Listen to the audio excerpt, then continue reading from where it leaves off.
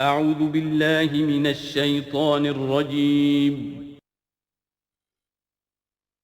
بسم اللہ الرحمن الرحیم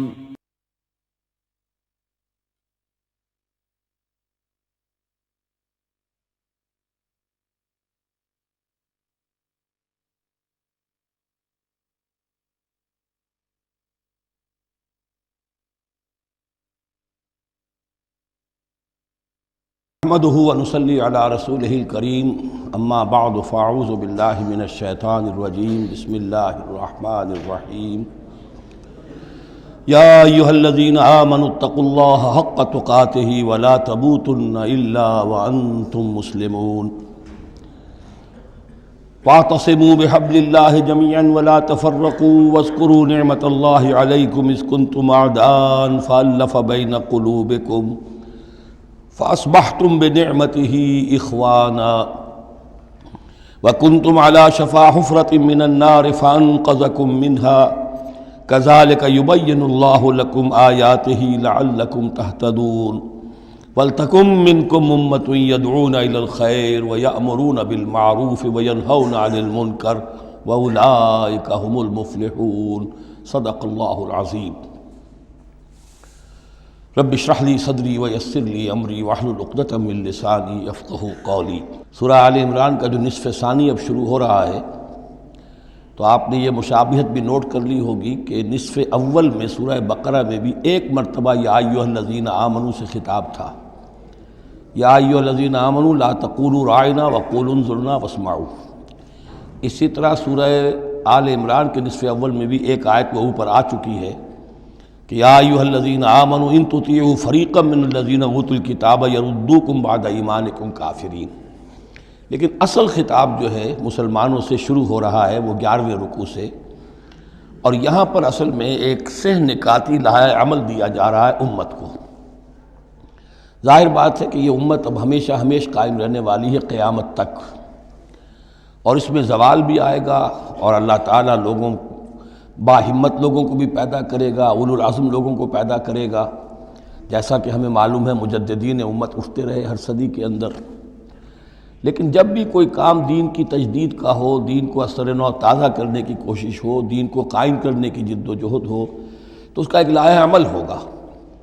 وہ لائحہ عمل ہے جو ان 3 آیات میں جو ابھی میں نے آپ کو پڑھ کر سنائی ہیں نہایت جامعیت کے ساتھ سامنے آیا ہے۔ اور یہ حسن اتفاق ہے کہ یہ 3 آیات ہیں، جیسے سورۃ العصر 3 آیات ہیں، ایسے یہ 3 آیات ہیں نہایت جامع۔ اس میں پہلا نقطہ کیا ہے؟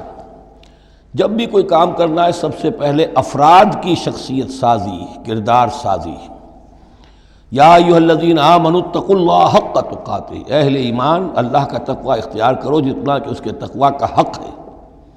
وَلَا تَمُوتُنَّ إِلَّا وَأَنْتُمْ مُسْلِمُونَ، اور دیکھنا ہرگز موت نہ آنے پائے مگر فرما برداری کی حالت میں۔ یہ سب سے گاڑھی آیت ہے قرآن مجید میں تقوی کی تلقین کے لیے۔ اللہ کا حق جتنا ہے اتنا تقوی۔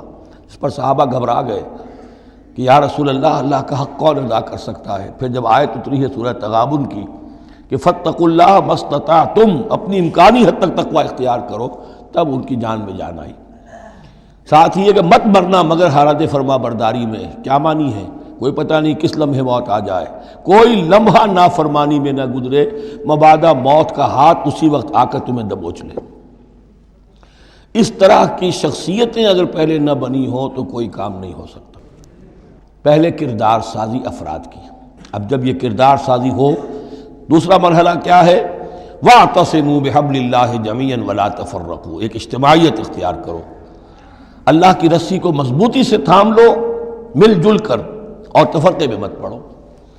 یہاں چونکہ اس سے پہلے جو رکوع ختم ہوا ہے وَمَن يَعْتَصِم بِاللَّهِ، جو اللہ تعالیٰ سے چمٹ جائے، اللہ کی حفاظت میں آ جائے، فَقَدْ هُدِیَ إِلَىٰ صِرَاطٍ مُسْتَقِيمٍ۔ اور سورہ حج کی آخری آیت میں بھی یہ لفظ آیا ہے فَأَقِیمُوا الصَّلَاةَ وَآتُوا الزَّکَاةَ وَاعْتَصِمُوا بِاللَّهِ۔ اب اللہ کی حفاظت میں کیسے آئے؟ اللہ سے کیسے چمٹے؟ اس کے لیے فرمایا وَاعْتَصِمُوا بِحَبْلِ اللَّهِ، اللہ کی رسی سے چمٹ جاؤ، اللہ کی رسی کو مضبوطی سے تھام لو۔ اور یہ اللہ کی رسی کون سی ہے؟ متعدد احادیث کے ذریعے سے واضح ہوتا ہے کہ یہ ہے قرآن۔ ایک طرف ہے انسان میں تقوی، ایک طرف اس میں علم آنا چاہیے، قرآن کا فہم پیدا ہونا چاہیے۔ قرآن کے نظریات کو سمجھنا چاہیے، قرآن کی حکمت کو سمجھنا چاہیے۔ انسانوں میں اجتماعیت جو ہے وہ جانوروں کے گلوں کی طرح نہیں ہو سکتی کہ بھیڑ بکریوں کا ایک بڑا ریوڑ ہے اور ایک چرواہا جو ہے وہ لکڑی لے کر ان کو سب کو ایک ڈسپلن میں لیے ہوئے ہے۔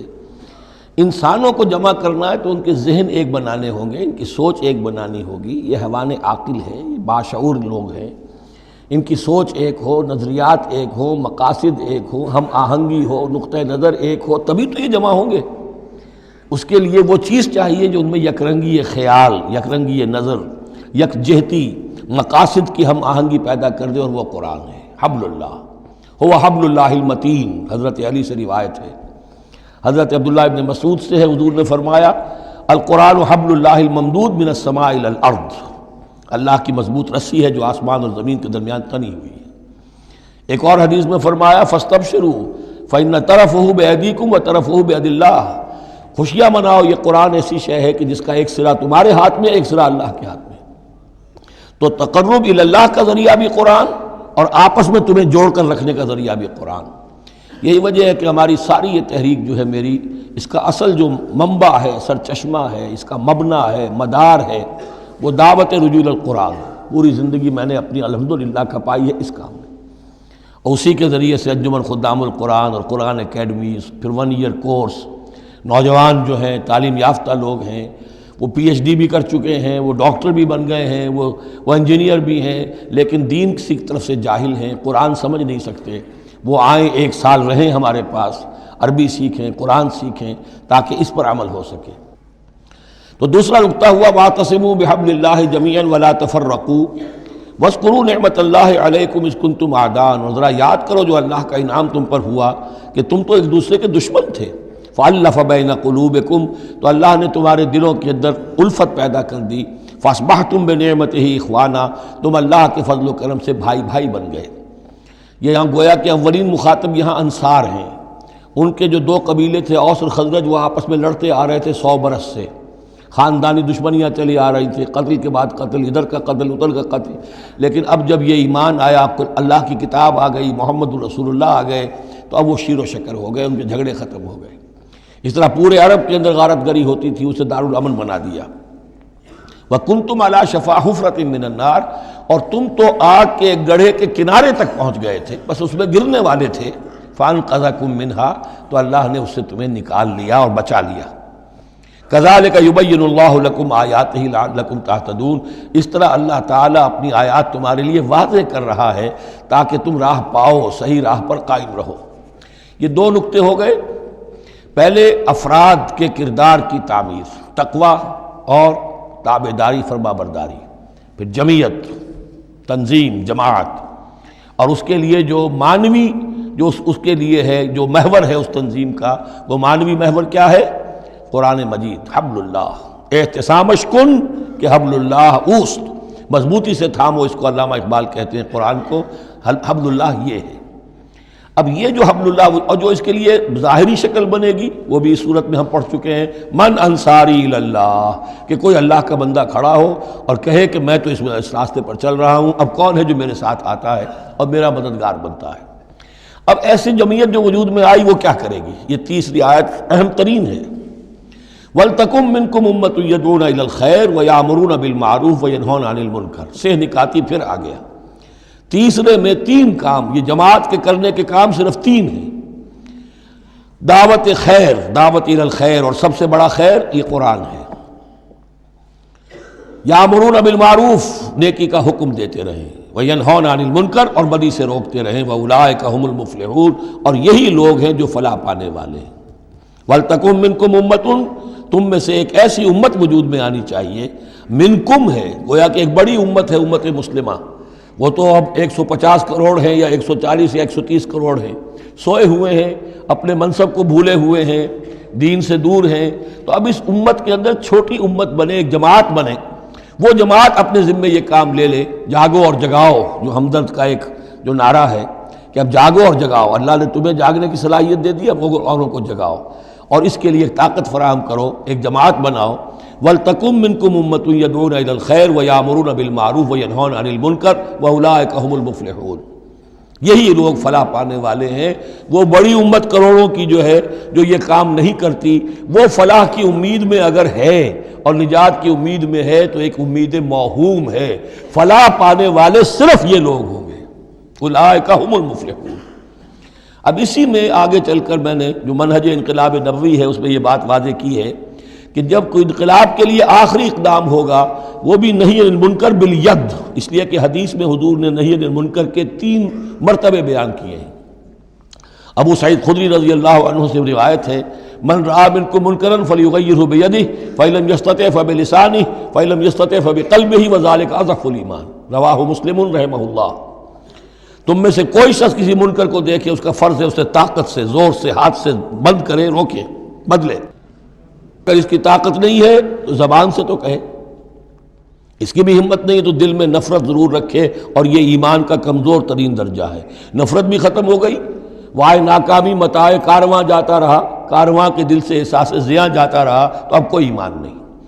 ہاں دل میں نفرت ہے تو اگلا قدم اٹھاؤ، زبان سے کہنا شروع کرو، بھائی یہ چیز غلط ہے، یہ حرام ہے، یا اللہ نے اس کو حرام ٹھہرایا ہے، مت یہ کام کرو۔ لیکن ساتھ ہی اپنی طاقت بناتے جاؤ، ایک جماعت بناؤ، قوت بناؤ۔ جب وہ طاقت ہو جائے اب کہو کہ اب یہ نہیں کرنے دیں گے، پھر وہ ہوگا نہی عن المنکر بالید، طاقت کے ساتھ۔ یہ ہوگا انقلاب کا جو ہے آخری مرحلہ۔ تو یہ 3 آیتوں کے اندر عظیم ہدایت ہے، پورا لایا عمل ہے، اسی میں منہج انقلاب نبوی کا جو آخری اقدامی عمل ہے وہ بھی پوشیدہ ہے۔ وَلَا تَكُونُوا كَالَّذِينَ تَفَرَّقُوا وَاخْتَلَفُوا مِن بَعْدِ مَا جَاءَهُمُ الْبَيِّنَاتُ، اور ان لوگوں کی طرح نہ ہو جانا جو متفرق ہو گئے، فرقوں میں بٹ گئے اور انہوں نے اختلافات پیدا کر لیے اس کے بعد کہ ان کے پاس واضح تعلیمات آ گئی تھیں۔ اولئک لہم عذاب عظیم، ایسے لوگوں کے لیے تو بہت بڑا عذاب ہے۔ یوم تبیض وجوہ وتسود وجوہ، اب یہ آخرت کا ذکر ہے جس دن کے بعض چہرے جو ہیں بڑے روشن اور تابناک ہوں گے اور بعض چہرے جو ہیں وہ سیاہ ہوں گے۔ فاما الذین اسودت وجوہہم، تو جن لوگوں کے اس دن چہرے سیاہ ہوں گے وہ کون ہوں گے؟ اکفرتم بعد ایمانکم، یہ وہی لوگ ہوں گے جو ایمان کے بعد کفر میں لوٹ گئے، ہدایت کے آنے کے بعد تفرقے میں پڑ گئے، زدم زدہ میں پڑ گئے، انہوں نے اس عبد اللہ کو چھوڑ دیا۔ اکفرتم بعد ایمانکم فذوقوا العذاب بما کنتم تکفرون، تو اب ذرا مزہ چکھو اس عذاب کا، اس کفر کی باعث جو تم کرتے رہے تھے۔ واما الذین ابیضت وجوہہم، اور وہ لوگ جن کے چہرے سفید ہوں گے، روشن ہوں گے، تابناک ہوں گے، ففی رحمت اللہ ہم فیہا خالدون، وہ اللہ کی رحمت میں ہوں گے اور اس میں ہمیشہ ہمیشہ رہیں گے۔ تلک آیات اللہ نتلوہا علیک بالحق، یہ اللہ کی آیات ہیں جو ہم آپ کو پڑھ کر سنا رہے ہیں حق کے ساتھ۔ وما اللہ یرید ظلما للعالمین، اور اللہ تعالیٰ تو جہان والوں کے لیے ظلم کا ارادہ نہیں رکھتا۔ لوگ اپنے اوپر ظلم کرتے ہیں، خود غلط راستے پر پڑتے ہیں اور اس کی پھر ان کو سزا دنیا اور آخرت میں بھگتنی پڑتی ہے۔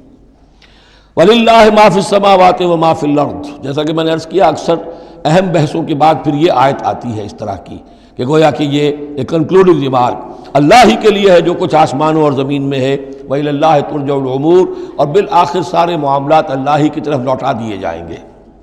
كُنْتُمْ خَيْرَ أُمَّةٍ أُخْرِجَتْ لِلنَّاسِ، تم وہ بہترین امت ہو جسے لوگوں کے لیے برپا کیا گیا ہے، یعنی یہ پوری امت مسلمہ اس لیے بنائی گئی تھی۔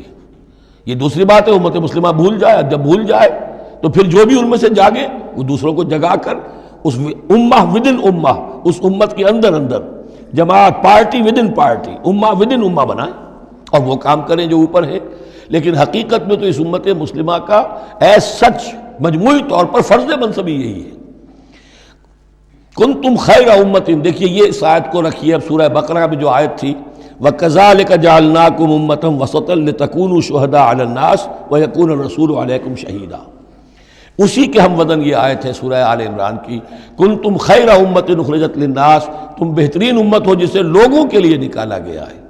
دنیا کی اور قومیں اپنے لیے زندہ رہتی ہیں، اپنی ترقی، اپنی بہتری، اپنی بہبود، اپنی دنیا میں عزت، اپنے دائرے کو بڑھانا، لیکن مسلمان کو جینا ہے، ہم تو جیتے ہیں کہ دنیا میں تیرا نام رہے، کہیں ممکن ہے کہ ساقی نہ رہے، جام رہے، زیادہ سے زیادہ لوگوں کو ہدایت کی طرف بلانا، لوگوں کو جہنم کی آگ سے بچانے کی کوشش کرنا، تمہیں جینا ہے ان کے لیے، وہ جیتے ہیں اپنے لیے۔ کنتم خیر امت اخرجت للناس، تمہیں نکالا گیا ہے، برپا کیا گیا ہے لوگوں کے لیے، تامرون بالمعروف، تم حکم کرتے ہو نیکی کا، وتنہون عن المنکر، اور تم روکتے ہو بدی سے، وتؤمنون باللہ، اور تم ایمان رکھتے ہو اللہ پر۔ یہ کیفیت تھی پوری امت مسلمہ کی حضور کے وقت، اور وہ جو پہلے بتایا گیا ہے وہ اس وقت کے لیے ہے جب کہ امت سو گئی ہو، امت بھول گئی ہو اپنے مقصد وجود کو۔ تو ظاہر بات ہے جن کو ہوش آ جائے وہ لوگوں کو جگائیں اور ایک نئی جمعیت فراہم کریں۔ وَلَوْ آمَنَ أَهْلُ الْكِتَابِ لَكَانَ خَيْرًا لَهُمْ، اگر یہ اہل کتاب ایمان لے آتے تو یہ ان کے حق میں بہت بہتر تھا۔ مِنْهُمُ الْمُؤْمِنُونَ، ان میں ہے کچھ لوگ جو ایمان والے ہیں، یعنی ان میں سے مراد وہ بھی ہو سکتے ہیں جو اس وقت تک یہودیوں میں سے یا نصرانیوں میں سے ایمان لا چکے تھے، اور یہ بھی ہو سکتا ہے جن کے اندر پوٹینشلی ایمان تھا اور کچھ عرصے کے بعد کہا جا رہا کہ وہ ایمان لے آئیں گے۔ وَأَكْثَرُهُمُ الْفَاسِقُونَ، لیکن ان کی اکثریت جو ہے اب وہ فاسقوں اور نافرمانوں پر مشتمل ہے۔ وہی معاملہ جو امت مسلمہ کا آج ہو چکا ہے، اکثریت کا حال کیا ہے وہ دیکھ لیجیے آپ۔ لَن يَضُرُّوكُمْ إِلَّا أَذًى، اے مسلمانوں یہ تمہیں نقصان نہیں پہنچا سکیں گے مگر کچھ تھوڑی سی کوفت، بہرحال تمہارے لیے کوفت کا سبب تو بنتے رہیں گے، لیکن یہ تمہیں کوئی ضرر بالفعل پہنچا نہیں سکیں گے۔ وَإِن يُقَاتِلُوكُمْ يُوَلُّوكُمُ الْأَدْبَارَ، اور اگر یہ کہیں تم سے جنگ کریں گے تو پیٹھ دکھا دیں گے، ان میں جرأت نہیں ہے، ان بزدل ہیں، یہ تمہارا مقابلہ نہیں کر سکیں گے۔ ثُمَّ لَا يُنصَرُونَ، پھر ان کی مدد نہیں کی جائے گی۔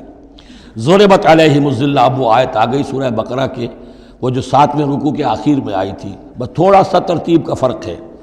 ضُرِبَتْ عَلَيْهِمُ الذِّلَّةُ أَيْنَمَا ثُقِفُوا، ان کے اوپر ذلت تھوپ دی گئی ہے، مسلط کر دی گئی ہے جہاں بھی پائے جائیں، الا بحبل من اللہ وحبل من الناس، سوائے یہ کہ اللہ کا کوئی سہارا انہیں ہو، کسی وقت اللہ انہیں سہارا دے دے، یا ان کا سہارا بن جائیں لوگ، جیسے آج پوری عیسائی دنیا ان کا سہارا بنی ہوئی ہے۔ اسرائیل قائم ہے تو اپنے بل پر نہیں، پوری عیسائی دنیا کی سپورٹ پر قائم ہے۔ ابھی جو یہ جنگ ہوئی تھی خلیج کی جنگ، تو جو اس کا کمانڈر ان چیف تھا، اس کا وہ نام میرے ذہن سے اس وقت اتر رہا ہے، اس نے صاف کہہ دیا تھا، اس لیے کہ فوجی لوگوں کی زبان سے نکل جاتا ہے جن کے منہ سے نکل جاتی ہے جن کے منہ سے سچی بات مستی میں، فقیہ مصلحت بھی سے وہ رندے بادہ خار اچھا، اس نے صاف کہہ دیا تھا یہ پوری جنگ ہم نے اسرائیل کے تحفظ کے لیے لڑی ہے۔ کس قدر خونریزی ہوئی ہے، صرف اسرائیل کا تحفظ پیش نظر تھا، تو یہ ساری سپورٹ ان کی ہے۔ ضربت علیہم الذلۃ اینما ثقفوا الا بحبل من اللہ وحبل من الناس وباؤوا بغضب من اللہ، اور یہ اللہ تعالیٰ کا غضب جو ہے اور غصہ انہوں نے حاصل کر لیا ہے۔ وضربت علیہم المسکنہ، اور ان کے اوپر کم ہمتی مسلط کر دی گئی ہے۔ ذالک بانہم کانوا یکفرون بآیات اللہ، جو کہ تم وہی الفاظ آ رہے ہیں، اور اللہ تعالیٰ تو ظالم نہیں ہے۔ ان کا یہ حشر اس لیے ہوا ہے کہ یہ اللہ تعالیٰ کی آیات کا انکار کرتے رہے، وَيَقْتُلُونَ الْأَنْبِيَاءَ بِغَيْرِ حَقٍّ، اور انبیاء تک کو قتل کرتے رہے ناحق۔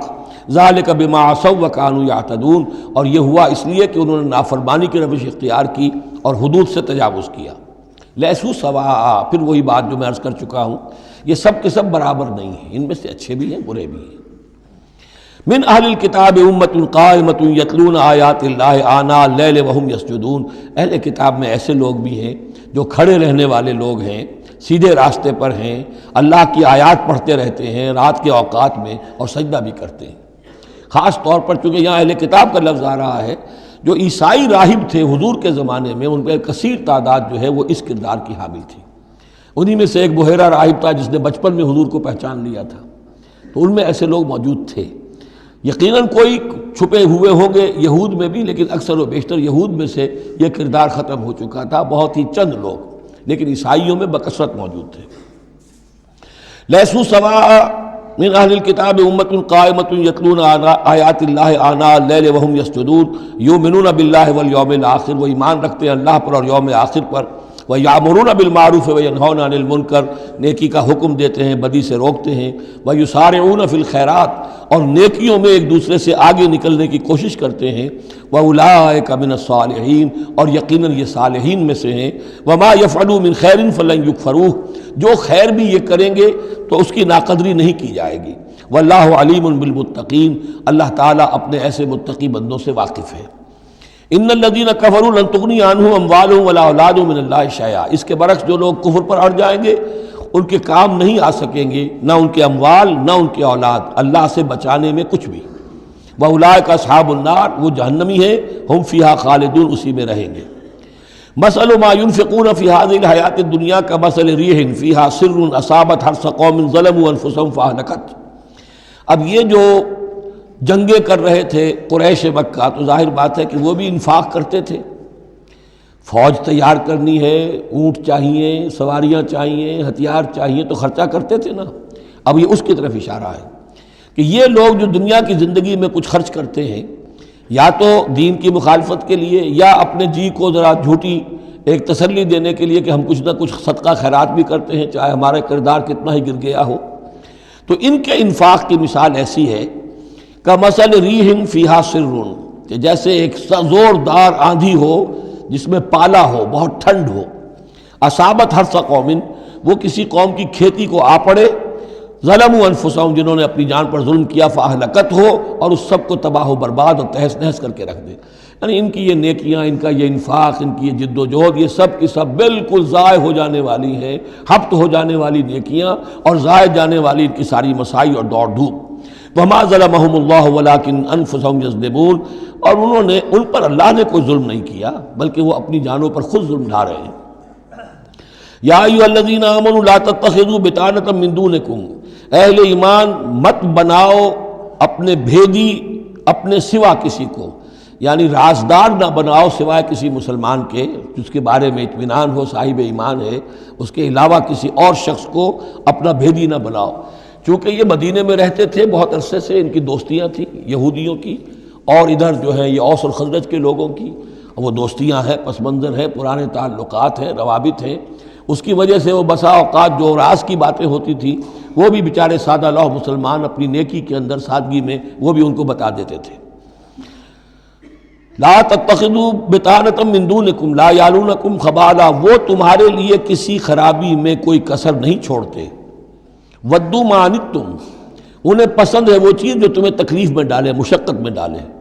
قد بدت البغضاء من افواہہم، ان کی جو دشمنی ہے تم سے وہ ان کے منہوں سے بھی ظاہر ہو چکی ہے، ان کا کلام ایسا ہوتا ہے، آتش برساتے ہیں زبان سے۔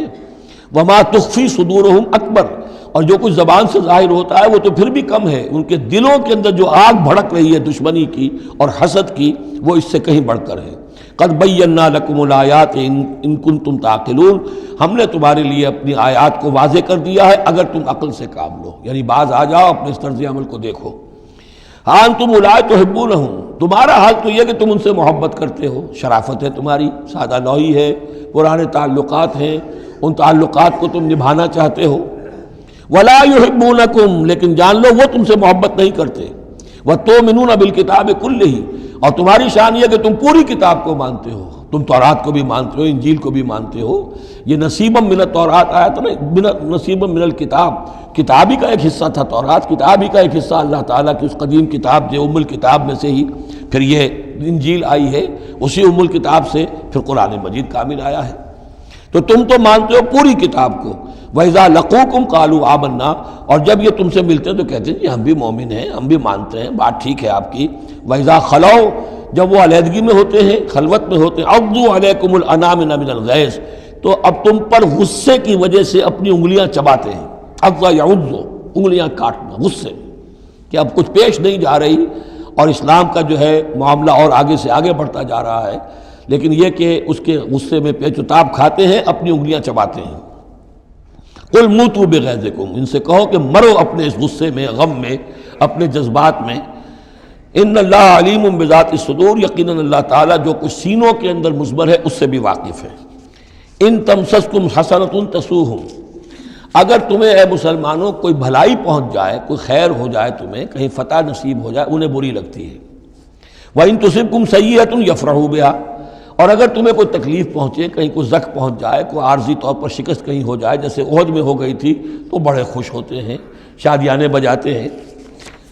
وَإِن تَصْبِرُوا وَتَتَّقُوا، لیکن یہ کہ اگر تم صبر کرتے رہو اور تقویٰ کی روش اختیار کرو، لَا يَضُرُّكُمْ كَيْدُهُمْ شَيْئًا، ان کی یہ ساری چالیں تمہیں کوئی مستقل نقصان نہیں پہنچا سکیں گی، لیکن یہ کہ صبر اور تقویٰ یہ دو چیزیں۔ وَاسْتَعِینُوا بِالصَّبْرِ وَالصَّلَاةِ، وہی صلاۃ جو ہے اس کی جگہ یہاں لفظ تقویٰ آ گیا ہے، کہ یہ تم اگر کرتے رہو گے تو پھر یہ کہ ان کی ساری سازشیں ناکام ہوں گی بالآخر۔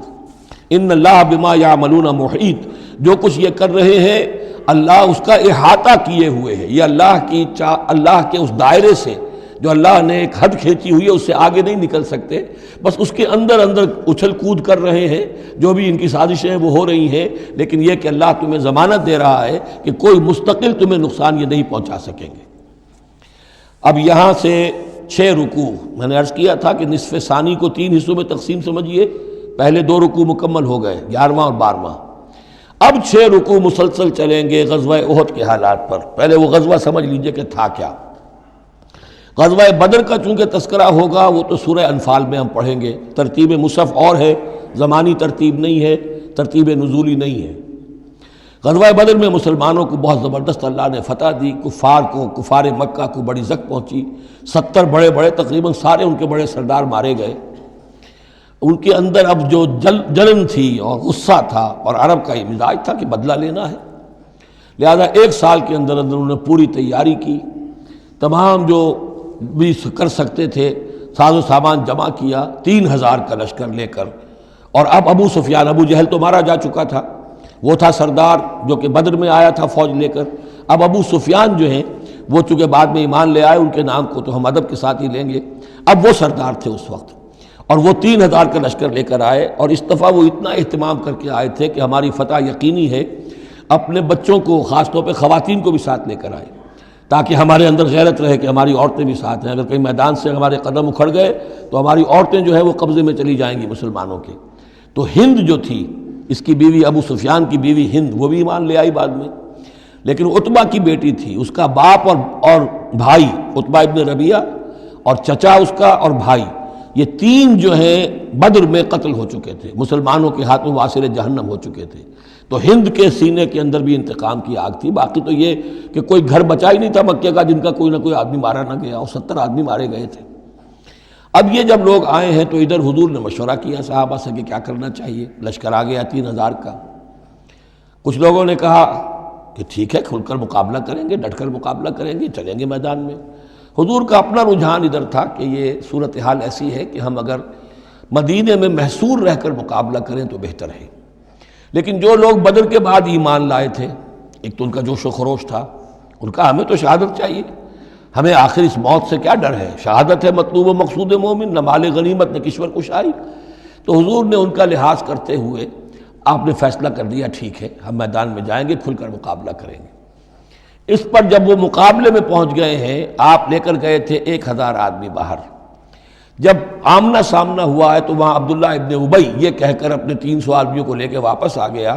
اتفاقاً اس کی رائے بھی یہ تھی کہ کھلے میدان میں جنگ مت کرو، بلکہ یہ کہ محصور ہو کر، جو حضور کی رائے تھی وہی اس کی بھی تھی اس وقت. لیکن اس وقت وہ یہ کہہ کر کہ جب ہماری بات نہیں مانی جاتی تو ہم خام خواہ کیوں اپنی جانیں جو ہے جوکھوں میں ڈالیں. وہ 300 آدمی لے گیا تو رہ گئے صرف 700. ان 700 میں سے بھی 2 گھرانے ایسے تھے، بنو حارثہ بنو سلمہ، ان کے قدم بھی تھوڑی دیر کے لیے ڈگمگائے، لیکن پھر ان کو اللہ تعالیٰ نے حوصلہ دیا اور وہ جم گئے. وہ 300 چلے گئے. اس کے بعد اللہ نے وعدہ کیا ہوا تھا مدد کا، جنگ ہوئی، مدد آئی اور اللہ نے فتح دے دی. لیکن وہ ایک درہ تھا مسلمانوں کی پشت پر پہاڑ میں. حضور کو اندیشہ تھا کہ ایسا نہ ہو کہ وہاں سے ہم پر حملہ ہو جائے تو 2 طرف سے ہم چکی کے پاٹ کے درمیان، 2 پاٹوں کے درمیان آ جائیں. وہاں 50 تیر انداز آپ نے مقرر کر دیے تھے کہ یہاں سے مت ہلنا، چاہے تم یہ دیکھو کہ ہم سب مارے گئے اور ہمارے گوشت جو ہے وہ کوے اور چیلیں کھا رہے ہیں، تب بھی تم نے نہیں ہلنا یہاں سے.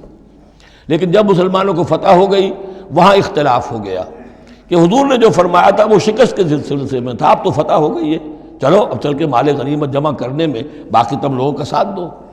جو وہاں کے لوکل کمانڈر تھے وہ منع کرتے رہے کہ ہرگز مت ہلو، حضور کا حکم یاد رکھو. وہ تعویل کر چکے تھے حضرت حضور کے حکم کی. 35 چلے گئے، 15 رہ گئے. خالد ابن ولید اس وقت جو تھے، کیولری جو تھی، جو گھڑ سوار تھے ان کے جو ہے وہ کمانڈر خالد ابن ولید تھے، ایمان نہیں لائے تھے ابھی. ان کی عقابی نگاہ نے دیکھ لیا کہ وہ درہ خالی ہے، تو ادھر تو شکست ہو رہی ہے. وہ اپنا 100 گھوڑوں کا جتنا بھی گھوڑے تھے ان کا لے کر پورا کا پورا رسالہ، اور وہ پیچھے سے آ کر حملہ کیا اور وہ فتح شکست میں بدل گئی. 70 صحابہ شہید ہو گئے، حضور بھی زخمی ہو گئے، دندان مبارک شہید ہوئے. خون اتنا گیا کہ یہ بھی مشہور ہو گیا کیونکہ بے ہوشی طاری ہو گئی تھی کہ حضور کا انتقال ہو گیا ہے. لیکن پھر یہ ہے کہ ہمت کر کے لوگوں جمع ہوئے، حضور نے لوگوں کو پکارا، پھر آپ نے یہ فیصلہ کیا کہ پہاڑ پر چڑھ کر اور وہاں پر اس وقت بچاؤ کر لیا جائے، تو تمام مسلمان پہاڑ پر چڑھ گئے۔ اب موقع یہ تھا ان کے لیے، ابو سفیان اور دوسری طرف جو یہ ان کے ساتھی جو کیولری کے سردار تھے خالد بن ولید، ان میں اختلاف ہو گیا۔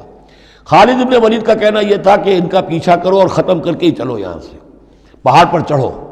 ابو سفیان نے کہا نہیں، یہ بہت خطرے کی بات ہے، وہ اونچائی پر ہے، اوپر سے پتھر پھینکیں گے اور ہمارے گھوڑوں کا بھی نقصان ہوگا، ہمارا بھی ہوگا، اب ہم نے بدر کا بدلہ لے لیا ہے، اب ہم چلتے ہیں۔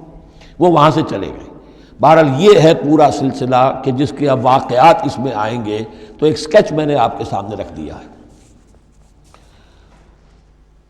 وَإِذْ غَدَوْتَ مِنْ أَهْلِكَ تُبَوِّئُ الْمُؤْمِنِينَ مَقَاعِدَ لِلْقِتَالِ، اور یاد کریے اے نبی صلی اللہ علیہ وسلم، جب کہ آپ صبح کو اپنے گھر سے نکلے تھے، اپنے حضرت عائشہ صدیقہ کے حجرے سے آپ برآمد ہوئے تھے، تُبَوِّئُ الْمُؤْمِنِينَ، اور آپ لوگوں کو مقاعد للقتال، آپ لوگوں کو ان کے مورچوں میں بٹھا رہے تھے، یعنی آپ جب صف بندی کر رہے تھے وہاں اور مورچے معین کر رہے تھے۔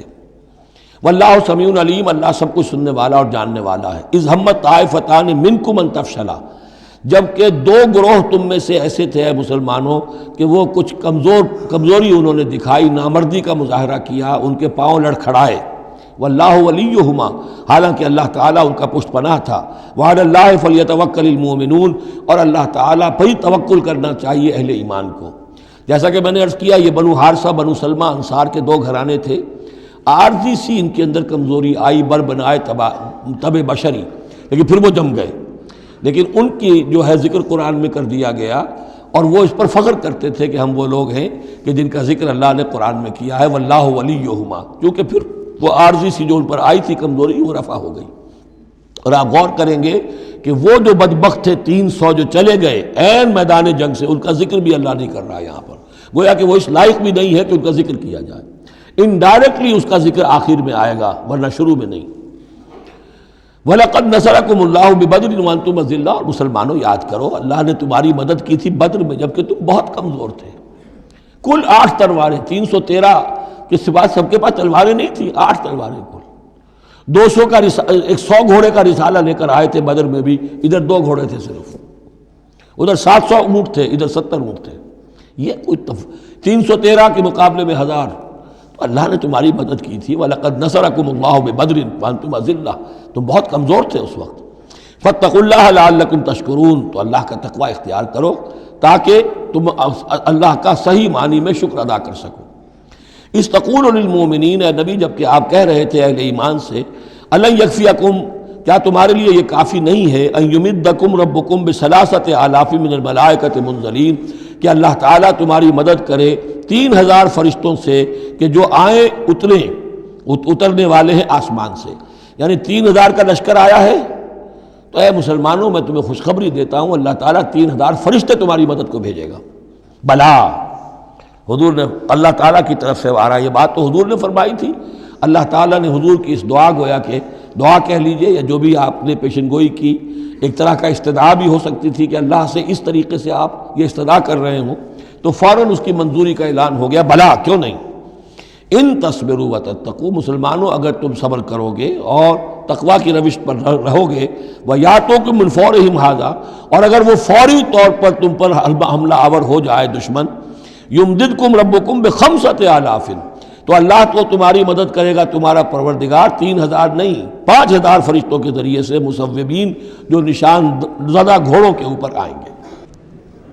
لیکن اس کے ساتھ دیکھیے وَمَا جَعَلَهُ اللَّهُ إِلَّا بُشْرَىٰ لَكُمْ، لیکن یہ سب بھی اللہ تعالیٰ کی طرف سے ایک بشارت کے طور پر تمہیں بتا دیا گیا، وَلِتَطْمَئِنَّ قُلُوبُكُمْ بِهِ، اور تاکہ تمہارے دل مطمئن ہو جائیں، وَمَا النَّصْرُ إِلَّا مِنْ عِنْدِ اللَّهِ، مدد تو ہوتی ہی اللہ کی طرف سے ہے، فرشتوں کا بھیجنا بھی ضروری نہیں ہے، اللہ فرشتوں کو بھیجے بغیر مدد کر سکتا ہے، کن فیکون کی شان رکھتا ہے، لیکن تمہاری طبع بشری کے حوالے سے تمہیں یہ خبر دی گئی ہے کہ 3000 کی اگر دشمن سامنے ہے تو تمہیں 3 نہیں 5000، اگر وہ فوری طور پر آگے حملہ آور ہو گئے تو 5000 تمہیں فرشتے بھیج دیں گے۔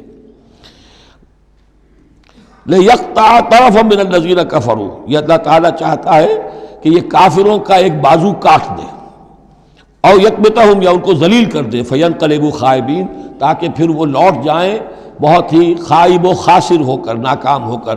اب یہ گفتگو ذہن میں رکھیے، ترتیب جو ہے وہ نہیں ہے۔ پہلے جو ذکر ہو رہا ہے وہ تو آپ میدان جنگ میں پہنچ چکے تھے، یہ ذکر ہو رہا ہے اس سے پہلے کا، جب خبریں پہنچی ہوں گی کہ 3000 کا لشکر آ رہا ہے، اس وقت جو گفتگو ہوئی ہے۔ اب اس جنگ کے دوران جو بھی کچھ مسلمانوں سے خطائیں ہوئیں، غلطیاں ہوئیں، ان کی طرف بھی اشارہ ہے۔ اس میں بعض ایک معاملہ ایسا بھی ہوا جو حضور سے بھی خطا کا ایک معاملہ ہوا، اس کے اوپر بھی گرفت ہے، بلکہ سب سے پہلے حضور والے معاملے کو لیا جا رہا ہے۔ جب آپ زخمی ہو گئے شدید اور آپ پر بے ہوشی بھی طاری ہوئی، پھر جب ہوش میں آیا تو آپ کی زبان پر یہ الفاظ آ گئے، کیف یہدی اللہ قوما خضبوا وجہ نبیہم بالدم، اللہ اس قوم کو کیسے ہدایت دے گا جس نے اپنے نبی کے چہرے کو خون سے رنگ دیا، کیونکہ تلوار کا وار پڑا تھا آپ کی، یہ چیک جو ہے، چیک بون پر، یہ جو ہڈی ہے چہرے کی، اور اس سے 2 آپ کے دانت بھی شہید ہو گئے تھے، اور یہ کہ فوارہ خون کا چھوٹا تھا، اور اس فوارے سے ظاہر بات ہے آپ کا پورا چہرہ لہو لہان، پورا جسم، اور خون اتنا گیا کہ آپ پر بے ہوشی طاری ہو گئی۔ کیف یہدی اللہ قوما، اللہ کیسے ہدایت دے گا اس قوم کو، خضبوا جنہوں نے رنگ دیا، وجہ نبیہم اپنے نبی کے چہرے کو، بالدم خون سے۔ اس پر گرفت ہو رہی ہے، لیس لک من الامر شیء، اے نبی آپ کا کوئی اختیار نہیں ہے، آپ کا کام ہے دعوت دینا، تبلیغ کرنا، لوگوں کی ہدایت و ضلالت کا فیصلہ ہم کرتے ہیں، آپ نہیں کرتے۔ اور دیکھیے اللہ نے کیا شان دکھائی، جس شخص کی وجہ سے یہ سب کچھ ہوا ہے، خالد ابن ولید، حضور ہی کے زبان مبارک سے اسے خطاب دلوایا، خالد سیف من سیوف اللہ، خالد اللہ کی تلواروں میں سے تلوار ہے۔ حالانکہ یہ ساری زخ جو پہنچی ہے وہ حضرت خالد ابن ولید اس وقت تک جو وہ کفر کے سرداروں میں سے تھے اور وہ آئے تھے۔ لیس لک من الامر شیء، اے نبی یہ اختیار آپ کا نہیں ہے، اور یتوب علیہم اور یعذبہم، اللہ کے اختیار میں، وہ چاہے گا تو ان کی توبہ کی توفیق دے دے گا، وہ ایمان لے آئیں گے، یا اللہ چاہے گا انہیں عذاب دے گا، فإنہم ظالمون، اس لیے کہ ظالم تو ہیں، انہوں نے گناہ تو کیا ہے، غلط کام کر رہے ہیں، سزا کے وہ حقدار ہو چکے ہیں، لیکن ہو سکتا ہے اللہ انہیں ہدایت دے دے۔ اب دیکھیے یہ وقت کی بات ہوتی ہے، چند سال پہلے طائف میں وہ دعا جو ہے آپ سے کہا گیا، فرشتہ آیا کہ اے نبی جنہوں نے آپ پر پتھراؤ کیا ہے اور آپ کی توہین و تذلیل کی ہے، یہ ملک الجبال جو ہے کہتا ہے کہ میں حاضر ہوں، مجھے اللہ نے بھیجا ہے، آپ فرمائیں تو ان دونوں پہاڑوں کو ٹکرا دوں جن کے مابین یہ وادی کے اندر یہ شہر طائف آباد ہے، تاکہ یہ سب پس جائیں، سرما ہو جائیں۔ آپ نے فرمایا نہیں، کیا عجب کہ اللہ تعالیٰ ان کی آئندہ نسلوں کو ہدایت دے دے۔ لیکن اب یہ مرحلہ کچھ ایسا تھا کہ زبان مبارک سے وہ جملہ نکل گیا۔ یہ بھی ہو سکتا ہے کچھ چونکہ بے ہوشی سے ایک دم اٹھے ہیں تو اس وقت شاید پوری طریقے سے آپ جو ہے اپنے پوری طرح اپنے حواس جو ہے ابھی بحال نہیں ہوئے تھے اور یہ الفاظ نکل گئے۔ لیکن اللہ تعالیٰ کا معاملہ یہ الرب رب وإن تنزل والعبد عبد وإن ترقى، بندہ بندہ ہی رہتا ہے چاہے کتنا ہی بلند ہو جائے، اور رب رب ہی ہے چاہے کتنا ہی نزول فرما لے۔ اب تو وہ وقت ہے نا، رات کا پچھلا پہر شروع ہو رہا ہے نا، اللہ تعالیٰ سمائے دنیا تک نازل ہوں گے، اور شب معراج میں حضور 7ویں آسمان پر چلے گئے۔ اللہ اس پہلے آسمان پر آ کر بھی رب ہے، اور حضور اس 7ویں آسمان پر پہنچ کر بھی بندے ہیں۔ الرب رب وإن تنزل والعبد عبد وإن ترقى وَلِلَّهِ مَا فِي السَّمَاوَاتِ وَمَا فِي الْأَرْضِ، اللہ ہی کے لیے ہے جو کچھ کہ ہے آسمانوں اور زمین میں۔ یغفر لمن یشاء ویعذب من یشاء، وہ جس کو چاہتا ہے بخش دیتا ہے، جس کو چاہتا ہے عذاب دیتا ہے۔ واللہ غفور الرحیم، اللہ غفور الرحیم ہے۔ یا ایھا الذین آمنوا لا تاکلوا الربا اضعافا مضاعفہ، اہل ایمان سود مت کھاؤ دوگنے پر دگنا۔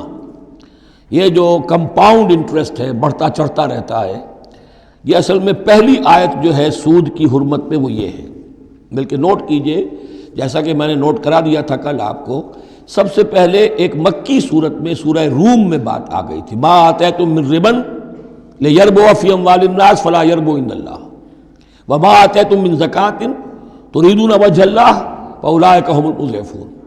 تو انفاق فی سبیل اللہ اور سود کو ایک دوسرے کے مقابل رکھ کر جو بھی اس سود کے اندر جو قباحت اور شناعت تھی وہ واضح کر دی۔ جیسے کہ شراب اور جوئے کی جو خرابی تھی اس کو سورۃ البقرہ میں بیان کر دیا تھا۔ اب یہاں وہ دوسرا آ گیا معاملہ کہ یہ کم سے کم سود کی شرح جو بہت زیادہ، جسے یوجری کہتے ہیں آج کل، یہ سود کے جو ذاتی سے مسائل کے لیے لیتے ہیں، ہمارے ہاں بھی ایسے سود خور موجود ہیں، بہت ہائی ریٹ آف انٹرسٹ پر وہ دیتے ہیں لوگوں کو قرض اور ان کا خون چوس جاتے ہیں۔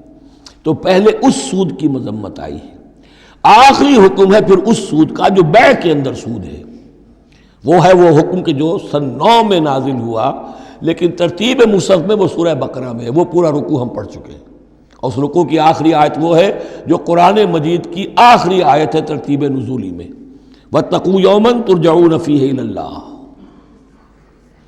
یہ کیوں یہاں پر آیت آئی ہے؟ اس لیے کہ محسوس ایسا ہوتا ہے کہ وہ جو 35 تیر انداز وہاں سے چھوڑ کر چلے گئے تھے تو کوئی ان کے تحت الشعور میں مال غنیمت کی کوئی طلب تھی جو نہیں ہونی چاہیے تھی۔ اس حوالے سے کہ سود خوری جو بھی ہے یہ انسان کے اندر مال سے محبت ایسی پیدا کر دیتی ہے جس کی وجہ سے اس کے کردار کے اندر بڑے بڑے خلا پیدا ہو سکتے ہیں۔ لہذا یہاں اسی کے حوالے سے یا ایھا الذین آمنوا لا تاکلوا الربا اضعافا مضاعفۃ واتقوا اللہ لعلکم تفلحون، اور اللہ کا تقوی اختیار کرو تاکہ تم فلاح پاؤ۔ واتقوا النار التی اعدت للکافرین، اس آگ سے بچو، ڈرو اس آگ سے جو کافروں کے لیے تیار کی گئی ہے، بھڑکائی گئی ہے۔ وَأَطِیعُوا اللَّهَ وَالرَّسُولَ لَعَلَّکُمْ تُرْحَمُونَ، اور اللہ اور اس کے رسول کی اطاعت کرتے رہو تاکہ تم پر رحم کیا جائے۔ وَسَارِعُوا إِلَىٰ مَغْفِرَةٍ مِّن رَّبِّكُمْ، اور دوڑو اپنے رب کی مغفرت کے حصول کے لیے۔ وَجَنَّةٍ عَرْضُهَا السَّمَاوَاتُ وَالْأَرْضُ، اور اس جنت کو حاصل کرنے کے لیے جس کا پھیلاؤ آسمانوں اور زمین جتنا ہے۔ اعدت للمتقین، وہ تیار کی گئی ہے، سنواری گئی ہے، اس کا سنگھار کیا گیا ہے اہل تقوی کے لیے۔ الذین ينفقون فی السراء والضراء، وہ لوگ جو خرچ کرتے ہیں سود کے مقابلے میں انفاق، یہ تقابل پھر دیکھ لیجئے، جو خرچ کرتے ہیں سرائے خوشی میں بھی، والضراء خود تنگ دست ہیں تب بھی کرتے ہیں چاہے تکلیف میں ہیں، والکاظمین الغیظ، اور وہ لوگ جو اپنے غصے کو پی جانے والے ہیں، والعافین عن الناس، اور وہ لوگ جو لوگوں کی خطاؤں سے درگزر کرتے ہیں انہیں معاف کر دیتے ہیں۔ واللہ یحب المحسنین، اللہ تعالیٰ ایسے محسنین کو پسند کرتا ہے، یہ درجہ احسان ہے، اسلام، ایمان، پھر احسان۔ والذین اذا فعلوا فاحشۃ او ظلموا انفسهم، اور اگر ان میں سے کبھی کسی سے کوئی غلطی ہو جاتی ہے کہ اگر وہ کر بیٹھیں کوئی کھلا گناہ، کوئی بے حیائی کا ارتکاب، یا اپنے اوپر کوئی اور ظلم کر بیٹھیں، ذکر اللہ، فوراً انہیں اللہ یاد آ جاتا ہے، فاستغفروا لذنوبہم، تو وہ اللہ تعالیٰ سے استغفار کرتے ہیں۔ یہ مضمون سورہ نساء میں آئے گا کہ اللہ تعالیٰ نے اپنے اوپر واجب ٹھہرایا ہے کہ جو شخص مسلمان صاحب ایمان کو خطا اس سے ہو جائے اور وہ فوراً توبہ کر لے تو اللہ تعالیٰ جو ہے اس نے اپنے اوپر واجب ٹھہرا لیا ہے کہ اس کی دعا کو ضرور قبول کرے گا۔ وَمَن يَغْفِرُ الذُّنُوبَ إِلَّا اللَّهُ، اور کون ہے جو معاف کر سکے گناہوں کو سوائے اللہ کے۔ وَلَمْ يُصِرُّوا عَلَىٰ مَا فَعَلُوا، اور وہ اپنے اس غلط فعل پر اصرار نہیں کرتے، یعنی یہ کہ کرتے چلے جا رہے کرتے چلے جا رہے، موت آ گئی تو اب توبہ کریں گے، تب توبہ نہیں ہے۔ ایک خطا ہو گئی، جذبات میں ہو گئی، بھول میں ہو گئی، فوراً ہوش آیا، فوراً جو ہے گڑ گڑائے، فوراً توبہ کی، عزم مصمم کیا اللہ دوبارہ نہیں کروں گا، پوری پشیمانی کے ساتھ اللہ کی جناب میں اپنے پورے صمیم قلب کے ساتھ توبہ کی، اللہ اس توبہ کی قبول کرنے کی ضمانت دیتا ہے۔ اولئک جزاؤہم مغفرۃ من ربہم، یہ وہ لوگ ہیں کہ جن کا بدلہ ہے ان کے رب کی طرف سے مغفرت، وجنات تجری من تحتہا الانہار خالدین فیہا، اور وہ باغات کے جن کے نیچے یا جن کے دامن میں ندیاں بہتی ہوں گی اور وہ اس میں ہمیشہ ہمیش رہیں گے۔ ونعم اجر العاملین، اور بہت ہی اچھا بدلہ ہے عمل کرنے والوں کے لیے۔ قد خلت من قبلکم سنن فسیروا فی الارض، تم سے پہلے بھی بہت سی قومیں، بہت سے حالات اور واقعات گزر چکے ہیں۔ فسیروا فی الارض، تو زمین میں گھومو پھرو، فانظروا کیف کان عاقبۃ المکذبین، اور دیکھو کہ کیسا انجام ہوا ہے جھٹلانے والوں کا۔ جب ان کے قریش کے قافلے جاتے تھے وہ شام کی طرف تو راستے میں تو جو قوم سمود کا مسکن بھی آتا تھا، وہ بستیاں بھی آتی تھیں جن میں کبھی حضرت لوط نے تبلیغ کی تھی، ان کے جو کھنڈرات تھے، تو یاد کرو کہ ان کے ساتھ کیا کچھ ہوا ہے۔ ھذا بیان للناس وھدی وموعظۃ للمتقین، یہ بیان ہے لوگوں کے لیے، وضاحت ہے لوگوں کے لیے، اور ہدایت ہے اور نصیحت ہے متقین کے حق میں۔ ولا تہنوا ولا تحزنوا، یہ آج بڑی اہم ہے، اور نہ کمزور پڑو اور نہ غم کھاؤ۔ وَأَنْتُمُ الْأَعْلَوْنَ إِن كُنتُم مُؤْمِنِينَ، ہمارا پختہ وعدہ تمہارے ساتھ یہ ہے کہ تم ہی سربلند ہوگے، آخری فتح تمہاری ہوگی، تم ہی سب سے اونچے ہوگے بشرطے کہ تم مومن ہوئے۔ اور اس آیت کا میں حوالہ دیا کرتا ہوں، آج دنیا میں ہم ذلیل ہیں، اعلیٰ تو نہیں ہیں، بلند تو نہیں ہیں، نتیجہ کیا نکلتا ہے؟ ایمان نہیں ہے ہمارے اندر۔ ایک عقیدہ ہے، موروثی عقیدہ ہے، ایمان، یقین والا ایمان، burning faith, living faith, conviction, وہ کہاں ہے؟ یا پھر قرآن اللہ کا کہنا جھوٹ ہے، انتم الاعلون ان کنتم مؤمنین۔ ہو نہیں سکتا کہ امت کے اندر ایمان موجود ہو اور پھر وہ دنیا میں ذلیل و خوار ہو۔ ان یمسسکم قرح فقد مس القوم قرح مثلہ۔ اب ظاہر بات ہے کہ اتنی بڑی جو ایک چوٹ پہنچی تھی، 70 صحابہ شہید ہو گئے، اس میں حضرت حمزہ بھی ہے، مصعب بن عمیر بھی ہیں، انصار کا کوئی گھرانہ نہیں تھا۔ واپس جب آئے ہیں حضور صلی اللہ علیہ وسلم اور مسلمان، تو ہر گھر میں کوہرام مچا ہوا۔ اس وقت تک میت پر بیان کرنے کی بھی ممانعت نہیں ہوئی تھی، تو عورتیں جو ہیں وہ مرثیے کہہ رہی تھیں، بیان کر رہی تھیں، ماتم کر رہی تھیں۔ اس حال میں خود حضور صلی اللہ علیہ وسلم کی زبان مبارک سے الفاظ نکل گئے، اما حمزہ تو فلا بواکی لہو، ہائے حمزہ کے لیے تو کوئی رونے والی بھی نہیں، کیونکہ حمزہ کی کون یہاں خواتین ہیں رشتہ دار؟ حمزہ تو مہاجر تھے۔ انصار کے گھرانے میں جو خواتین ہیں وہ تو اپنے اپنے مردوں کی، اپنے اپنے شہیدوں کی، مقتولوں کی جو ہے وہ کر رہی ہیں، بیان کر رہی ہیں۔ اس پر پھر انصار نے جا کر اپنے گھروں سے خواتین کو حضرت صفیہ کے گھر بھیجا، حضرت حمزہ کی ہمشیرہ، کہ وہاں جا کر تعزیت کرو۔ تو بہرحال دکھ تو محمد کو بھی پہنچا ہے صلی اللہ علیہ وسلم، آخر یہ حساس دل تھا آپ کا، پتھر کا کوئی ٹکڑا تو نہیں تھا سینے کے اندر، جو بھی زخم پہنچی ہے۔ یہاں اللہ تعالیٰ اہل ایمان کی دلجوئی کے لیے کہہ رہا ہے کہ اتنے غمگین نہ ہو، اتنے ملول نہ ہو، اتنے دل گرفتہ نہ ہو۔ ان یمسسکم قرح، اگر تمہیں کوئی چرکا لگا ہے اب، فقد مس القوم قرح مثلہ، تو تمہارے دشمن کو اس جیسا ہی چرکا لگ چکا ہے کہ نہیں؟ 1 سال پہلے ان کے 70 مارے گئے تھے کہ نہیں؟ وَتِلْكَ الْأَيَّامُ نُدَاوِلُهَا بَيْنَ النَّاسِ، اور یہ تو دن ہیں جن کو ہم لوگوں میں الٹ پھیر کرتے رہتے ہیں، اونچ نیچ، ایک سی کیفیت ہم نہیں رکھتے۔ وَلِيَعْلَمَ اللَّهُ الَّذِينَ آمَنُوا، اور یہ اس لیے ہوتا ہے کہ اللہ دیکھ لے کہ کون حقیقتاً مومن ہے، اس لیے کہ امتحان نہ آئے، آزمائش نہ آئے، تکلیف نہ آئے، قربانی نہ دینی پڑے، کوئی زک نہ پہنچے، تو سبھی مومن ہیں۔ پھر تو پتہ چلتا ہے کہ کون ثابت قدم رہا، کس نے اپنا سب کچھ لگا دیا، کس نے صبر کیا۔ تو اللہ تعالیٰ جاننا چاہتا ہے، دیکھنا چاہتا ہے۔ وَلِيَعْلَمَ اللَّهُ الَّذِينَ آمَنُوا وَيَتَّخِذَ مِنكُمْ شُهَدَاءَ، اللہ چاہتا ہے تم میں سے کچھ کو مقام شہادت عطا کرے، اپنی گواہی کے لیے قبول کر لے انہیں۔ وَاللَّهُ لَا يُحِبُّ الظَّالِمِينَ، اللہ ظالموں کو پسند نہیں کرتا۔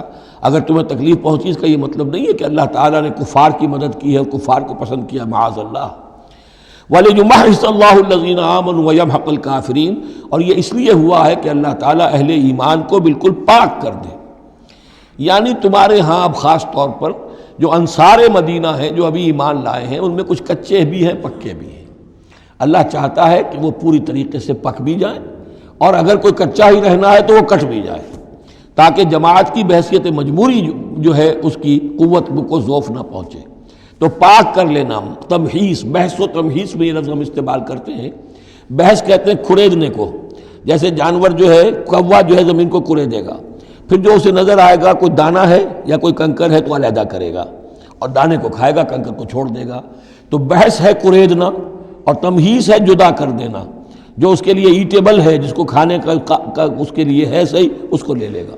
تو اللہ تعالیٰ بھی تمہارے اندر جو گڑمٹ ہو گئے ہیں، کچھ مومن صادق بھی ہیں، کچھ منافق بھی ہیں، کچھ پختہ ایمان والے بھی ہیں، کچھ کمزور ایمان والے بھی ہیں، تو یہ تمحیص کی ہے اللہ نے، دکھا دیا یہ 300 اور یہ عبداللہ ابن ابی یہ منافق ہیں، تمہیں نظر آ گیا نہیں؟ ورنہ کیسے نظر میں آتا؟ وَلِيُمَحِّصَ اللَّهُ الَّذِينَ آمَنُوا، تاکہ اللہ تعالیٰ اہل ایمان کو بالکل خالص کر دے، وَيَمْحَقَ الْكَافِرِينَ، اور کافروں کو مٹا دے۔ ام حسبتم ان تدخلوا الجنہ، اب یہ آیت تقریباً وہی ہے وہ جو اس سے پہلے ہم پڑھ چکے ہیں، نوٹ کر لیجئے، وہاں وہ آیت نمبر 142 تھی، 214، اور یہاں 142 ہے، ڈیجٹس وہی ہیں، آگے پیچھے ان کی ترتیب بدلی ہوئی ہے۔ اور جمع کریں گے تو 7 کا حصہ بنے گا۔ آیت نمبر 214 تھی، ام حسبتم ان تدخلوا الجنہ ولما یاتکم مثل الذین خلوا من قبلکم مستهم الباساء والضراء وزلزلوا حتى يقول الرسول والذین آمنوا معه متى نصر اللہ الا ان نصر اللہ قریب۔ وہی ہے آیت اب یہ، ام حسبتم ان تدخلوا الجنہ، کیا تم نے سمجھا تھا کہ جنت میں داخل ہو جاؤ گے؟ وَلَمَّا يَعْلَمِ اللَّهُ الَّذِينَ جَاهَدُوا مِنْكُمْ، ابھی تو اللہ نے دیکھا ہی نہیں ہے تم میں سے کون واقعتاً جہاد کرنے والے ہیں۔ ابھی تو امتحان ہے، ابھی اس کے امتحان اور بھی ہیں، ابھی تو تمہارے لیے بڑی سے بڑی منزلیں، کڑی سے کڑی منزلیں آنے والی ہیں۔ وَلَمَّا يَعْلَمِ اللَّهُ الَّذِينَ جَاهَدُوا مِنْكُمْ وَيَعْلَمَ الصَّابِرِينَ، اور ابھی تو اللہ تعالیٰ نے دیکھا ہی نہیں ہے کہ کون ہے تمہارے اندر جو واقعتاً اللہ کی راہ میں صبر اور استقامت کا ثبوت دیتے ہیں۔ وَلَقَدْ كُنْتُمْ تَمَنَّوْنَ الْمَوْتَ مِنْ قَبْلِ أَنْ تَلْقَوْهُ، اور تمہارا حال یہ ہے کہ تم موت کی تمنا کرتے تھے اس سے پہلے کہ وہ ان سے ملاقات ہوئی۔ یہ وہ جو نئے لوگ ایمان لائے تھے اور نوجوان تھے، ان کا تھا ہمیں تو شہادت چاہیے اور ہم تو کھلے میدان میں جائیں گے، یہ اب ان کے اوپر تھوڑا سا تبصرہ ہو رہا ہے کہ اس وقت تو شہادت کا بڑا ذوق و شوق جو ہے اور جوش جہاد اور ذوق شہادت کا اظہار ہو رہا تھا، اب تم نے موت دیکھ لی ہے نا، تو یہ ہے موت، اتنی اچھی چیز نہیں ہے موت، اتنی آسانی سے انسان اسے قبول نہیں کرتا۔ وَلَقَدْ كُنْتُمْ تَمَنَّوْنَ الْمَوْتَ مِنْ قَبْلِ أَنْ تَلْقَوْهُ، تم تمنائیں کرتے تھے موت کی، شہادت کی، اس سے پہلے کہ اس سے ملاقات ہوتی۔ فَقَدْ رَأَيْتُمُوهُ وَأَنْتُمْ تَنْظُرُونَ، تو اب تم نے اسے دیکھ لیا ہے اپنی آنکھوں سے، نگاہوں سے موت نکلی۔ وَمَا مُحَمَّدٌ إِلَّا رَسُولٌ، اسی میں ایک دفعہ یہ بھی ہو گیا تھا کہ کچھ لوگوں نے یہ کہا کہ جب محمد کا انتقال ہو گیا تو اب کس لیے جنگ کرنی؟ حضرت عمر بھی ہیں ان میں سے، جب خبر یہ اڑ گئی کہ حضور فوت ہو گئے، انہوں نے تلوار پھیر دی اور بیٹھ گئے، اب کس کے لیے جنگ کرنی؟ تو اس میں کہا گیا کہ یہ تو تمہارا غلط رویہ ہے، گرفت ہو رہی ہے، ہر ایک کے اوپر گرفت ہوگی، پہلی گرفت محمد پر ہو گئی صلی اللہ علیہ وسلم، لیس لک من الامر شیء۔ تو حضرت عمر بہرحال حضور کے مقابلے میں تو کوئی حیثیت نہیں، ان پر بھی گرفت ہو رہی۔ وما محمد الا رسول، اور محمد کچھ نہیں ہے اس کے سوا کہ وہ اللہ کے رسول ہیں، وہ معبود تو نہیں ہے۔ تم ان کے لیے تو جہاد نہیں کر رہے، تم جہاد اللہ کے لیے کر رہے ہو۔ دین کا غلبہ جو ہے وہ اللہ کے دین کا غلبہ ہے، محمد کی حیثیت کیا ہے؟ وہ تو اللہ کے رسول ہیں۔ وما محمد الا رسول قد خلت من قبلہ الرسل، اور ان سے پہلے بہت سے رسول گزر چکے۔ افئن مات، تو اگر وہ ان کا انتقال ہو جائے، او قتلا، یا بالفرض وہ قتل ہو جائیں، انقلبتم علی اعقابکم، تو کیا تم اپنی ایڑیوں کے بل لوٹ جاؤ گے؟ یہی تمہارے دین اور ایمان کی حقیقت ہے۔ وَمَن يَنْقَلِبْ عَلَىٰ عَقِبَيْهِ فَلَن يَضُرَّ اللَّهَ شَيْئًا، اور جو کوئی بھی اپنی ایڑیوں کے بل لوٹ جائے گا وہ اللہ کو کوئی نقصان نہیں پہنچائے گا۔ وَسَيَجْزِي اللَّهُ الشَّاكِرِينَ، ہاں اللہ بدلہ دے گا شکر کرنے والوں کو۔ حضرت عمر چونکہ جذباتی انسان تھے، اس میں کوئی شک نہیں، تقریباً یہی کیفیت حضور کے انتقال پر پھر ہو گئی تھی ان کی، تلوار کھینچ کر بیٹھ گئے تھے، جو کہے گا محمد کا انتقال ہو گیا سر اڑا دوں گا اس کو۔ وہ تو پھر حضرت ابو بکر آئے، وہ یار غار، ثانی اسلام و غار و بدر و قبر، وہ آئے ہیں، ان کے لیے چونکہ رکاوٹ نہیں تھی، حضرت عمر تو اندر جا نہیں سکتے تھے، حضرت عائشہ کا حجرہ تھا، اب حضرت عائشہ بیٹی ہیں حضرت ابو بکر کی، وہ سیدھے گئے حجرے میں، جا کر چہرے مبارک پر چادر تھی ہٹائی اور آپ کی پیشانی کو بوسہ دیا اور کہا کہ اب دوبارہ موت آپ پر وارد نہیں ہوگی، اب تو حیات جاویدانی آپ کو حاصل ہو چکی۔ پھر باہر آ کر یہی آیت پڑھی، وما محمد الا رسول قد خلت من قبلہ الرسل افئن مات او قتل انقلبتم علی اعقابکم۔ حضرت عمر کہتے ہیں مجھے محسوس ہوا جیسے یہ آیت ابھی نازل ہوئی ہے، اتنا اثر ہوا۔ یہ عظیمت تھی حضرت ابو بکر کی، بہت بلند مقام ہے حضرت ابو بکر کا۔ وما کان لنفس ان تموت الا باذن اللہ، اور کسی جان کے لیے یہ ممکن ہی نہیں ہے کہ وہ مر سکے، اس پر موت وارد ہو مگر اللہ کے حکم سے۔ کتابا مؤجلہ، وہ تو لکھی ہوئی شے ہے اجل معین کے ساتھ، ہر ایک کا وقت طے ہے۔ Death is the best guard, آپ کا باڈی گارڈ جو ہے سب سے بہترین وہ موت ہے۔ موت کا وقت جب ہے تبھی آئے گی، اس سے پہلے کوئی آپ کے لیے موت لا نہیں سکتا۔ لہذا سب سے بڑی حفاظت انسان کے لیے خود اس کی موت ہے۔ وما كان لنفس ان تموت الا باذن اللہ کتابا مؤجلا ومن یرد ثواب الدنیا نؤتہ منہا، جو کوئی دنیا کا اجر و ثواب چاہتا ہے ہم اسے دیتے ہیں، یہ سورہ بقرہ میں بھی ہم پڑھ چکے تھے حج کے ذکر میں۔ وَمَن يُرِدْ ثَوَابَ الْآخِرَةِ نُؤْتِهِ مِنْهَا، اور جو واقعتاً آخرت کا ثواب چاہتا ہے، بدلہ چاہتا ہے، جزا چاہتا ہے اپنے اعمال کی، ہم اس میں سے اس کو دیں گے۔ وَسَنَجْزِي الشَّاكِرِينَ، اور شکر کرنے والوں کو ہم جزا دیں گے۔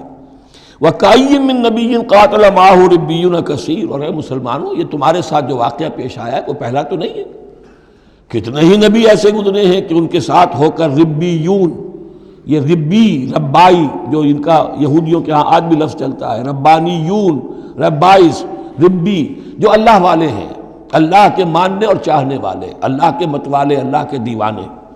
کائیم من نبی، کتنے ہی نبی گزرے ہیں، قاتل معاہ، ان کے ساتھ ہو کر جنگ کیا، ربیون نے، کثیر، اللہ والوں نے، اللہ کے غلاموں نے، اللہ کے عاشقوں نے۔ فما وہنوا لما اصابہم فی سبیل اللہ، تو اللہ کی راہ میں جو بھی تکلیفیں ان پر آئیں اس میں انہوں نے جی نہیں ہارا۔ وما ضعفوا، نہ انہوں نے کمزوری دکھائی۔ وما استکانوا، نہ ہمت ہاری۔ واللہ یحب الصابرین، اور اللہ تعالیٰ کو ایسے صابروں ہی سے محبت ہے۔ تو اے مسلمانوں ان کا کردار اپناؤ اور دل گرفتہ نہ ہو۔ وما كان قولهم الا ان قالوا ربنا اغفر لنا ذنوبنا واسرافنا في امرنا، اور ان کا تو ہر مرحلے پر یہی قول ہوتا تھا کہ وہ دعا کرتے تھے، اے رب ہمارے بخش دے ہمیں ہمارے گناہ، واسرافنا في امرنا، اور اگر ہم سے اپنے کسی معاملے میں حد سے تجاوز ہو جائے، جیسے کچھ تجاوز ہو گیا حضور سے کہ آپ نے وہ الفاظ فرما دیے، کیف یہدی اللہ قوما خضبوا وجہ نبیہم بالدم، یا جیسے حضرت عمر سے ہو گیا کہ تلوار پھینک کر بیٹھ گئے۔ تو اللہ جو اسراف ہم سے ہو جائے، اسراف ہے کسی حد سے تجاوز کر جانا، جائز حد تک خرچ کرنا ٹھیک ہے، آپ اس میں آگے بڑھ جاتے ہیں وہ اسراف ہے۔ وَإِسْرَافَنَا فِي أَمْرِنَا، بخش دے جو بھی اسراف، جو بھی زیادتی ہم سے ہو گئی۔ وَثَبِّتْ أَقْدَامَنَا، اور ہمارے قدموں کو جما دے۔ وَانصُرْنَا عَلَى الْقَوْمِ الْكَافِرِينَ، اور ہماری مدد فرما کافروں کے مقابلے میں۔ یہی دعا تھی حضرت طالوت کے ساتھیوں کی، یہی دعا تھی جس پر ختم ہوئی وہ دعا کہ جو سورہ بقرہ کے اختتام پر آئی، فانصرنا علی الکافرین، وہی دعا یہاں بھی ہے۔ فآتاہم اللہ ثواب الدنیا وحسن ثواب الآخرہ، تو ان لوگوں کو اللہ تعالیٰ نے عطا فرمایا دنیا کا ثواب بھی، دنیا میں بھی سربلندی دی، فتوحات دی، وحسن ثواب الآخرہ، اور آخرت کے ثواب کا تو بہت ہی عمدہ حصہ ان کے لیے ہے۔ واللہ یحب المحسنین، اور اللہ تعالیٰ جو ہے ایسے محسنین کو پسند کرتا ہے۔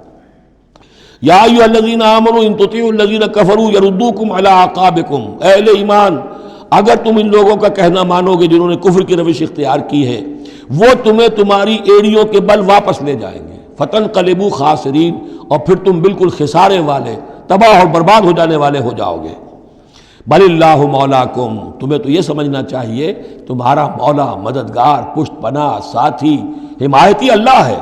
وَهُوَ خَيْرُ النَّاصِرِينَ، اور وہی ہے کہ جو سب سے بڑھ کر مدد کرنے والا، سب سے اچھا مددگار ہے۔